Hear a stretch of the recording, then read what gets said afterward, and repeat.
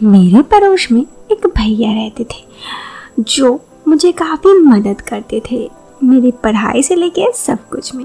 और एक दिन मैं उनके साथ पार्क में जाती हूँ और फिर गुड मॉर्निंग इंडिया दोस्तों, नमस्कार।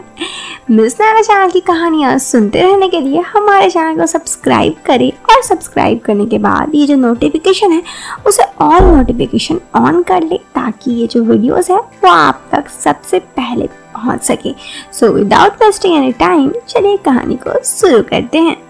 हेलो दोस्तों, मेरा नाम माला है और ये कहानी मेरी जिंदगी की एक सच्ची दास्तान है जो मैं आप सबके सामने लाई हूँ। मेरे घर पर मैं, मम्मी, पापा, मेरे भैया रहते थे। मेरा फैमिली मिडिल क्लास में आता था। थोड़ी सी कभी कदार पैसों की भी दिक्कत होती थी, लेकिन फिर भी मैनेज हो जाता था। ऐसे में काफ़ी सालों से मेरे पड़ोस में एक भैया रहते थे। वो मेरे भैया के काफ़ी अच्छे दोस्त थे और अक्सर जब भी मेरी मुलाकातें होती थी उनसे तो वो मुझसे पढ़ाई के सिलसिले में बातें करते थे। और फिर मेरे भैया का और मेरा स्ट्रीम अलग था। मेरे भैया ने आर्ट्स लिया हुआ था, मैंने साइंस। और उस दोस्त ने, मेरे भैया का दोस्त जिसका नाम पीयूष था, उसने भी साइंस लिया हुआ था।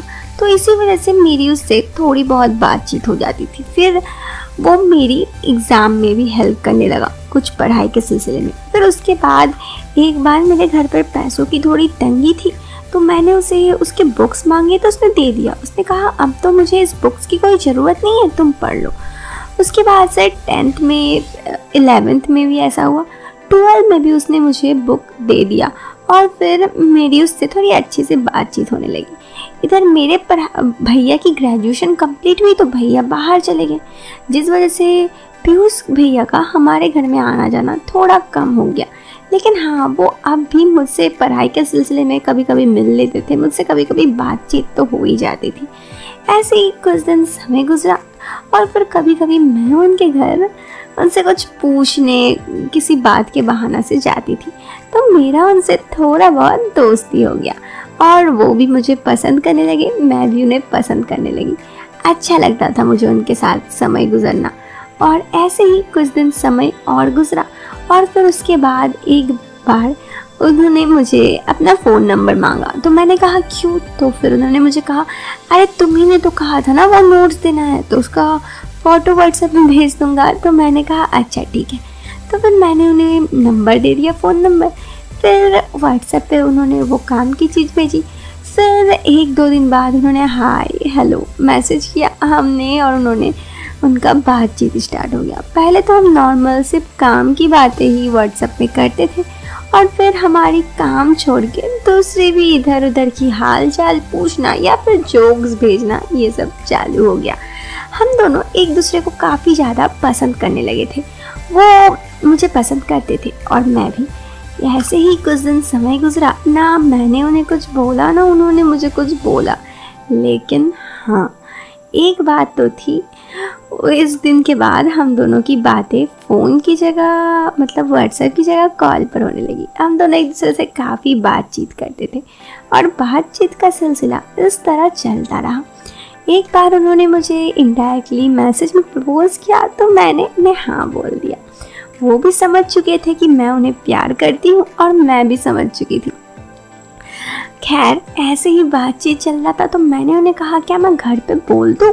तो उन्होंने मुझे कहा नहीं घर पे मत बोलो। तो मैंने कहा क्यों, क्या हुआ घर पे बोलने से।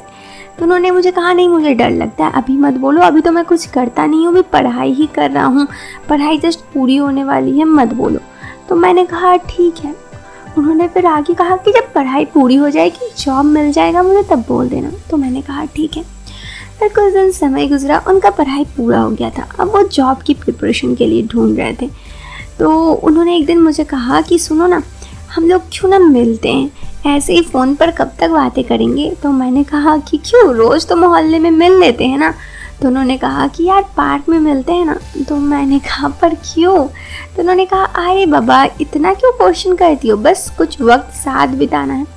तो मैंने कहा अच्छा ठीक है चलो चलते हैं। फिर मैंने कॉलेज गई थी। कॉलेज के एक क्लास करके मैंने अपने दोस्त को कहा कि यार मेरा अटेंडेंस बना देना ना, और मैं निकल गई। फिर उस दिन हम दोनों पार्क में मिले। पार्क में काफ़ी सारी बातचीत हुई, एक दूसरे के साथ गुफ्तगू हुई। फिर हम घर आ गए। फिर उस दिन के बाद हम लोग फिर कई बार मिले, कभी पार्क में मिल लेते तो कभी वो मेरे साथ मेरे कॉलेज मुझे छोड़ने आ जाता।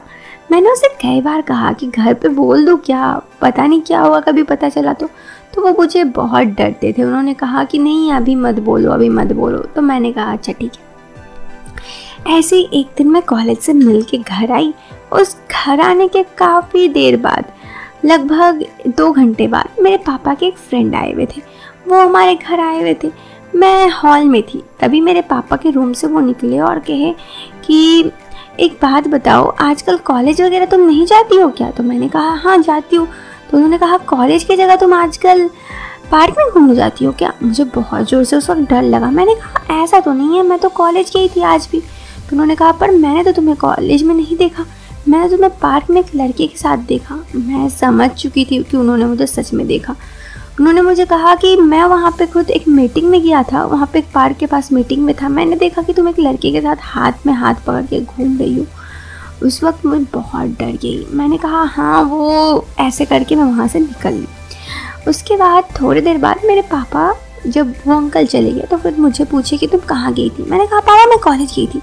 फिर पापा ने कहा झूठ बोलोगी? वो अंकल मुझे झूठ बोलने आए थे, वो मुझे झूठ बोलेंगे, उनका उम्र इतना है, सच बताओ। उस वक्त मैं काफ़ी ज़्यादा डर गई। मैंने कहा ऐसा कुछ नहीं है, मैं तो बस, वो जो मेरे पड़ोस में पीयूष भैया है ना, उन्होंने मुझे बोला कि एक काम करो ना, कॉलेज से तुम थोड़ा सा पार्क की तरफ आ सकती हो। तो मैंने कहा क्यों? तो उन्होंने कहा कि अरे इसलिए बोल रहा हूँ क्योंकि कुछ काम है वहाँ पर, मैं अनकंफर्टेबल फील करूँगा, मेरी एक दोस्त आने वाली है, तब तक रुक जाना। तो मैं इसीलिए उनके बातों पर आ गई थी। तो मेरे पापा ने बोला ठीक है, लेकिन दोबारा से कभी ऐसे मत जाना कॉलेज छोड़ के। तो मैंने कहा ठीक है।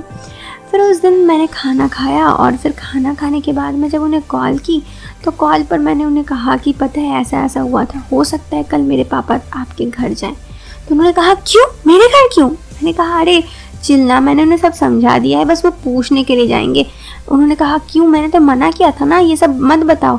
मैंने कहा कि ऐसे ही यार, उतना कुछ क्यों डर रहे हो आप? तो वो बहुत ज़्यादा डर गए। उसके बाद उन्होंने बोला ठीक है चलो हम कल बात करते हैं। उसके बाद उस दिन सुबह मैं कॉलेज की। कॉलेज जाने से पहले हर रोज़ वो पीयूष मुझे कॉल करता था, लेकिन आज उसने कॉल नहीं किया। मैं काफ़ी डर गई। तो फिर उसके बाद उसने मुझे कहा कि मेरी फ्रेंड ने कि आज तुमने पीयूष को कॉल नहीं किया? मैंने कहा नहीं यार। फिर मैंने पीयूष को कॉल किया तो उसने फ़ोन नहीं उठाया। मैं घर आई, देखी उसका घर के पास ताला लॉक था। मैं बहुत परेशान थी कि उसे हो क्या गया। लगभग 3-4 दिन तक मैंने उसे बहुत कॉल ट्राई किया, उसका एक बार भी कॉल नहीं लग रहा था। उसके बाद फाइनली करीब 5 दिन बाद पीयूष ने मुझे कॉल किया एक अननोन नंबर से। मैंने जैसे ही फ़ोन उठाया उसने कहा कि हेलो मैं पीयूष बोल रहा हूँ। मैंने कहा कहाँ हो तुम, पता है मैं कितना टेंशन में हूँ, तुम हो कहाँ? उसने कहा अरे मैं कहीं नहीं हूँ, मैं बस आ गया हूँ वो सब छोड़ के। देखो मुझे पढ़ाई करना है, मैं ये सब में नहीं फंसना चाहता। तुम्हारे घर परिवार में पता चल गया, पता नहीं क्या होगा, अब तुम मुझे दोबारा कॉल मत करना। मैंने कहा सुनो तो यार, कुछ नहीं होगा, हम मैनेज कर लेंगे। पीयूष ने कहा देखो यार मुझे कुछ मैनेज नहीं करना, अब तुम दोबारा मुझे कॉल मत करना, रखो फ़ोन।